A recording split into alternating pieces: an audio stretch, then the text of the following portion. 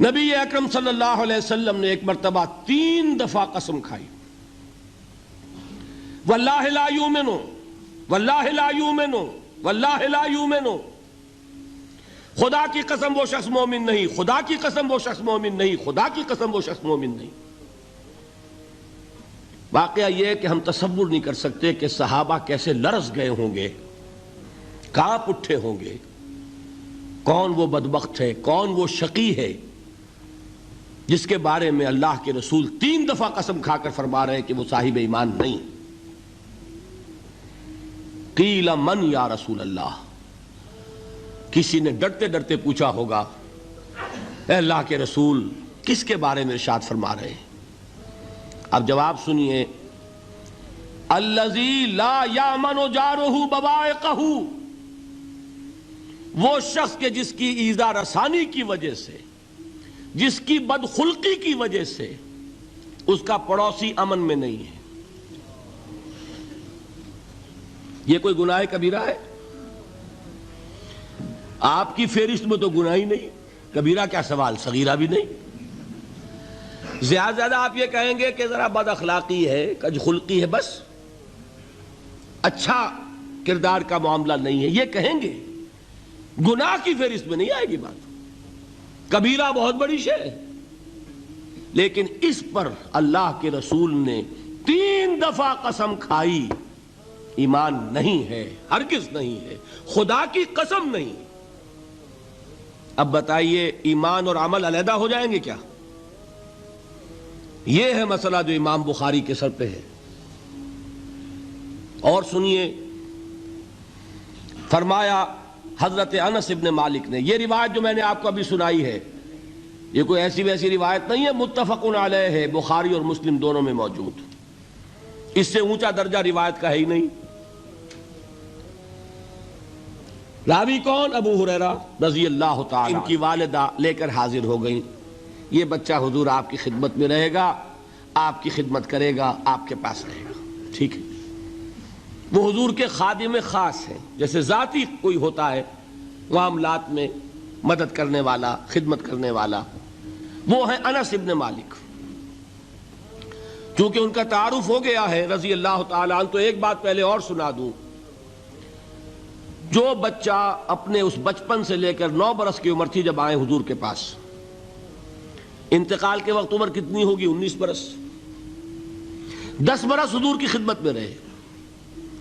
پہلے تو حضور کے اخلاق کی جو گواہی وہ دے رہا ہے وہ اس کی زبان سے سنیے کہ میں 10 برس حضور کی خدمت میں رہا، کسی بات پر ڈانٹنا تو کجا، حضور نے کبھی مجھ سے یہ بھی نہیں فرمایا کہ اے انس تم نے وہ کام کیوں نہیں کیا۔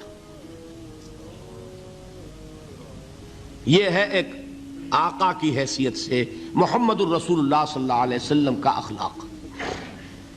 اگر نہیں کیا خود کر لیا، کوئی ڈانٹ ڈپٹ نہیں۔ حالانکہ بچے ہیں، بچوں کو ویسے بھی ڈانٹ ڈپٹ دیا جاتا ہے، لیکن نہیں۔ اب ان صحابی کی ایک گواہی سنیے، قلما خطبنا رسول اللہ صلی اللہ علیہ وسلم الا قال، فرماتے ہیں کہ شاذ ہی کبھی ایسا ہوا ہوگا کہ حضور نے کبھی خطبہ ارشاد فرمایا ہو اور اس میں یہ الفاظ نہ ہو۔ الفاظ سمجھ رہے؟ جب بھی خطبہ دیتے تھے آپ یہ الفاظ ضرور فرماتے تھے، شاذ کبھی رہ جائے تو رہ جائے، قلما خطبنا رسول اللہ صلی اللہ علیہ وسلم الا قال، کیا فرمایا؟ لا ایمان لمن لا امانت لہ ولا دین لمن لا عہد لہ، جس شخص میں امانت داری نہیں اس کا کوئی ایمان نہیں، جس میں ایفاء عہد نہیں اس کا کوئی دین نہیں۔ بنا پھرتا ہو وہ دیندار، بنا پھرتا ہو وہ صاحب ایمان اور امتی حضور کا، امانت داری نہیں تو ایمان نہیں، ایفاء عہد نہیں تو دین نہیں۔ کس کا فرمان ہے؟ کسی آج کے زمانے کے مفتی کی بات نہ سمجھ لیجئے گا کہ جس کو آسانی سے آپ چاہیں تو رد کر دیں، یہ محمد الرسول اللہ صلی اللہ علیہ وسلم کا فرمان۔ اور سنیے پھر ایک متفق علیہ روایت بخاری اور مسلم کی، راوی پھر کون ہے؟ ابو ہریرہ رضی اللہ تعالیٰ عنہ۔ فرماتے حضور نے ارشاد فرمایا لا یزنی الزانی حین یزنی وہو مومن ولا یسرق السارق حین یسرق وہو مومن ولا یشرب الخمر حین یشرب وہو مومن. کوئی زانی حالت ایمان میں زنا نہیں کرتا. کیسے ممکن ہے؟ ایمان ہو اور زنا ہو جائے، پھر وہ ایمان دھیلے کا ہوا؟ کیا قدر و قیمت اس ایمان کی؟ وہ تو اٹھا کر پھینک دینے کی چیز ہے. ایمان اور اخلاق پہ اثر انداز نہ ہو، ایمان اور کردار کو نہ بدلے، ایمان اور عمل کو نہ بدلے تو کس مرض کی دوا؟ پھینکو اٹھا کر. نہیں ممکن کہ ایمان ہو اور زنا ہو، نہیں ممکن کہ ایمان ہو اور چوری ہو.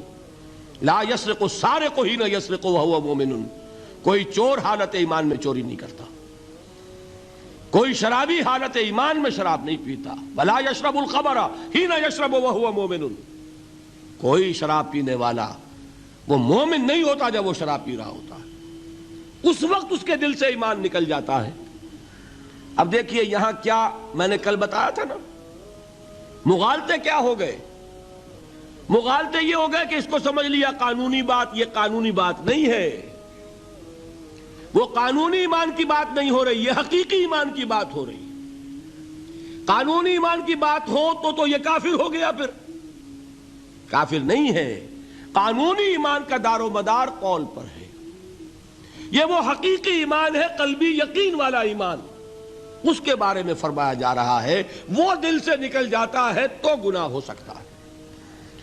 ایک اور حدیث میں حضور نے اس کو اور واضح کر دیا، جب کوئی شخص گناہ کرتا ہے تو ایمان اس کے دل سے نکل کر اور اس کے سر پر منڈلاتا ہے جیسے پرندہ ہو. اگر توبہ کرتا ہے تو واپس لوٹ آتا ہے، توبہ نہیں کرتا تو رخصت ہو جاتا ہے.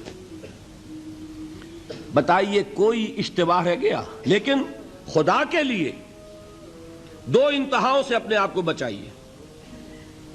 ایک انتہا یہ کہ اس حدیث کی بنا پر آپ کافر قرار دے دیں. یہ غلطی کس سے ہوئی؟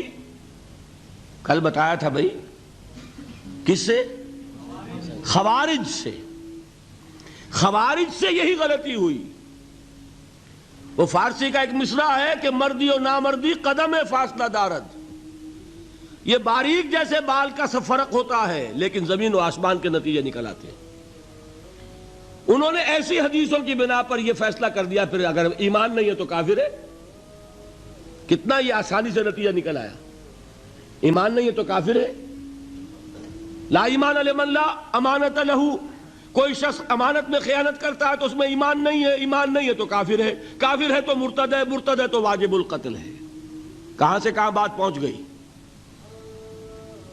بہت بڑی غلطی، بہت بڑی گمراہی. دوسری طرف ایک ہمارے ہاں اور انداز ہے کہ وہ جنت و دوزخ کے فیصلے اور قیامت کے اور آخرت کے فیصلے بھی قانونی اسلام کی بنیاد پر کرتے ہیں. انہیں یہ سمجھ لینا چاہیے یہ قانونی اسلام دنیا میں مفید ہے، آخرت میں وہ یقین والا ایمان ہوگا تو مفید ہوگا. یہ چیز ذہن سے نکل گئی. اور برا نہ مانیے، یہ اہل سنت کے اکثر عوام کے ذہنوں سے یہ بات نکل گئی. وہ یہ سمجھتے ہیں ہمارے پاس سرٹیفکیٹ ہے، ہم مسلمان ہیں، مسلمان ہیں تو صاحب ایمان ہے، صاحب ایمان ہے تو جنت ہم پر واجب اور دوزخ ہم پر حرام. یہ آپ کے دل میں لکھا ہوا ہے کہ نہیں؟ جب دل میں یہ لکھا ہوا ہوگا تو پھر کرو گناہ. کیوں نہ کرو؟ کیوں حرام خوری نہ کرو؟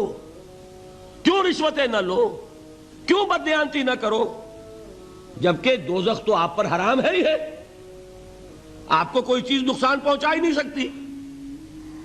یہ مرجیہ کا عقیدہ تھا اصل میں. یہ دوسری انتہا تھی جو آج اہل سنت کے اکثر لوگوں کے دلوں میں بات بیٹھ گئی، عوام کے اندر، جہلا کے اندر. ان دونوں چیزوں سے بچیے. تیسری ایک غلطی کی اہل تشیع نے. انہوں نے کیا غلطی کی؟ ایمان اور اسلام کے فیصلے دنیا میں کرنے لگ گئے. فلاں مومن تھے، باقی سب مسلم ہی تھے اور باقی سب منافق ہی تھے. یہ فیصلہ کرنے کا کسی کو اختیار نہیں. دنیا میں فیصلہ صرف یہ ہوگا کہ کافر تھا یا مسلمان، چھٹی۔ تیسری کیٹیگری آپ طے نہیں کر سکتے، اس لیے کہ قانونی اصطلاحات یہی دو ہیں۔ سمجھ لیجئے ان باتوں کو، مجھے کوئی دھواں دھار تقریر نہیں کرنی، بات سمجھانی ہے۔ دیکھیے، قانونی سطح پر انسانوں کی تقسیمیں ہوں گی صرف دو، یا مسلم یا غیر مسلم، یہ ہے قانونی تقسیم۔ اب جو مسلم ہے وہ مومن بھی ہو سکتا ہے، وہ منافق بھی ہو سکتا ہے، بات سمجھ رہے؟ لیکن منافق کوئی قانونی اینٹی نہیں ہے۔ دنیا میں ہم کسی کو منافق نہیں کہہ سکتے، ہاں حضور کہہ سکتے تھے، حضور کو اللہ نے علم دیا تھا، لیکن حضور نے بھی ایسی پہرے داری کی ہے کہ کسی ایک شخص کے بارے میں بھی نہیں فرمایا کہ یہ منافق ہے۔